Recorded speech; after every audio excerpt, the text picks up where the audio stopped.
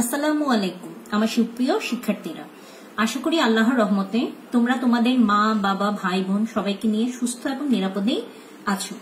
আজ আমি সপ্তম শ্রেণীর পাটিগণিতের 2.1 অধ্যায়ের বহুরাশিক ও ধারাবাহিক অনুপাত সম্পর্কে ধারণা দিব এবং কিছু গাণিতিক সমস্যার সমাধান করে দেখাবো।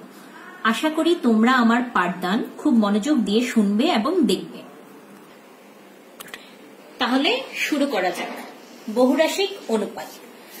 3 বা ততোধিক রাশির অনুপাতকে বহুরাশিক অনুপাত বলে।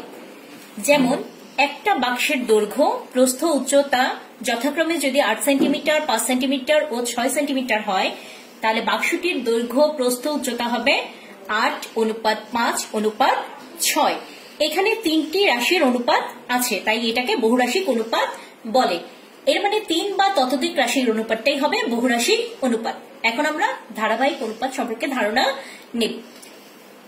প্রথম অনুপাতের উত্তর রাশি দ্বারা দ্বিতীয় অনুপাতের উভয় রাশিকে এবং দ্বিতীয় অনুপাতের পূর্ব রাশি দ্বারা প্রথম অনুপাতের উভয় রাশিকে গুণ করে যে অনুপাত গঠন করা হয় তাকে ধারাবাহিক অনুপাত বলে।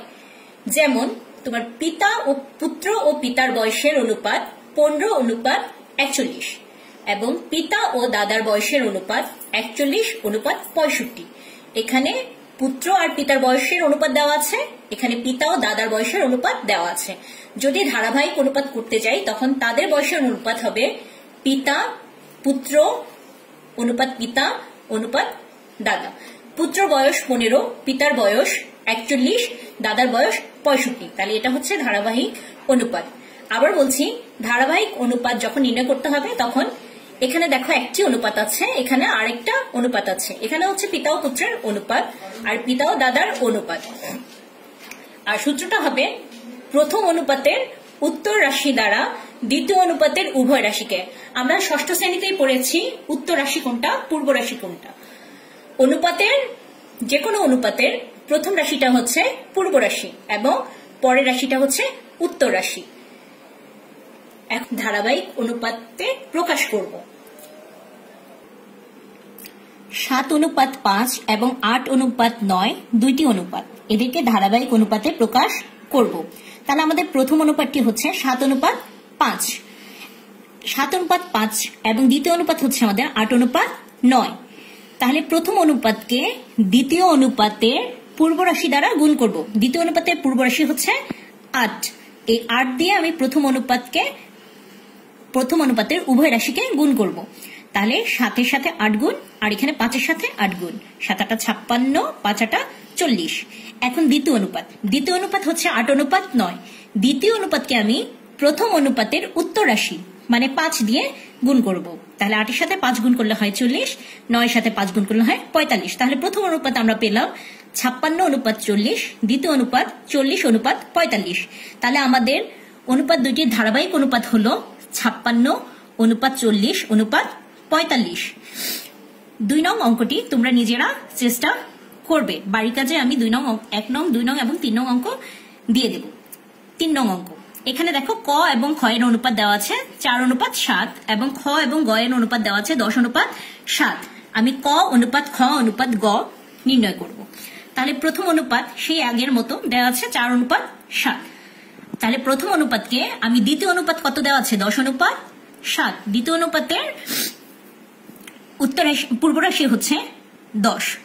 তাহলে 4-কে 10 দিয়ে এবং 7-কে আমি 10 দিয়ে গুণ করব। আবার খ আর গ এর অনুপাত হচ্ছে 10:7। একে আমরা প্রথম অনুপাতের উত্তর রাশি মানে 7 দিয়ে গুণ করব। তাহলে পেলাম 7×10 = 7×7 = 49। তাহলে আমাদের ক অনুপাত খ অনুপাত গ হলো 40:70:49। তাহলে আজ আমরা ধারাবাহিক অনুপাতের প্রকাশ করা শিখলাম এবং তোমাদের জন্য বাড়ি কাজ 1 নাম্বার 2 নাম্বার এবং 3 নংটা। এর মধ্যে 1 নংটা তোমার বইয়ের পৃষ্ঠা নাম্বার 19-এর উদাহরণ 1। 2 নাম্বার অঙ্কটা তোমার বইয়ের সপ্তম শ্রেণীর পাঠ্য বইয়ের 19 নাম্বার পেজের কাজ 4 এবং 3 নাম্বার অঙ্কটা তোমাদের পাঠ্য বইয়ের অনুশীলনীর 13 নং অঙ্ক পৃষ্ঠা নাম্বার 25। এখন আমরা ধারাবাহিক অনুপাতের আলোকে আমাদের পাঠ্য বইয়ের অনুশীলনী 16 নং অঙ্কের সমাধান করব। সুলেমান ও সালমান আয়ের অনুপাত 5:7, সালমান ও ইউসুফের আয়ের অনুপাত 4:5। এখানে দুইটা অনুপাত দেওয়া আছে এবং সুলেমানের আয় 120 টাকা হলে ইউসুফের আয় কত আমাদেরকে নির্ণয় করতে বলেছে। তাহলে প্রথমে আমরা সুলেমান ও সালমানের আয়ের অনুপাত 5:7, 7কে 4 দ্বারা গুণ করব। কেন? কারণ আমরা শিখেছিলাম প্রথম অনুপাতকে দ্বিতীয় অনুপাতের পূর্ব রাশি দ্বারা গুণ করে এবং দ্বিতীয় অনুপাতকে প্রথম অনুপাতের উত্তর রাশি দ্বারা গুণ করে ধারাবাহিক অনুপাতে প্রকাশ করতে পারবো। এখন আমরা ধারাবাহিক অনুপাতে আগে প্রকাশ করব। তাহলে সুলেমান ও সালমানের আয়ের অনুপাত 5:7, 4 দিয়ে উভয় পক্ষকে গুণ করলে হয় 20:28। আবার সালমান ও ইউসুফের আয়ের অনুপাত 4:5, 7 দিয়ে গুণ করলে হয় 28:35। আমরা ওদের তিনজনের ধারাবাহিক আয়ের অনুপাত নির্ণয় করেছি। সুলেমানের আয়, সালমানের আয়, ইউসুফের আয় হলো 20:28:35। এখন আমাদের উদ্দীপকে সুলেমানের আয় দেওয়া আছে 120 টাকা। তাহলে আমাদেরকে ইউসুফের আয় বের করতে বলেছে।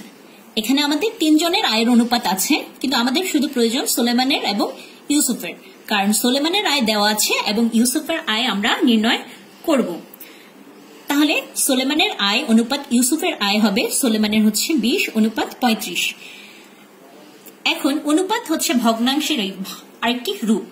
তাহলে সুলেমানের আয় আর ইউসুফের আয়কে আমরা ভাগ চিহ্নের সাহায্যে দেখাবো। 20 লব 35 হর। এখন সুলেমানের আয় আমাদের 120 টাকা, সেটা লিখব। তাহলে ইউসুফের আয় আমাদের বের করতে হবে। আমরা এখানে আড়াআড়ি গুণ করব। ইউসুফের আয়ের সাথে 20 এবং 120 35। তাহলে 20টা যদি ওই পাশে চলে যায় তাহলে হয় 120 গুণ 35/20। কাটাকাটি 20 দিয়ে 120কে ভাগ করলে হয় 6, 6 আর 35 গুণ করব, হয় 210 টাকা। এটি হচ্ছে ইউসুফের আয়। তাহলে আমরা ইউসুফের আয় নির্ণয় করে ফেললাম। তাহলে তোমরা এই অঙ্কটিও বাসায় আরেকবার চেষ্টা করবে। তাহলে আজ এই পর্যন্তই।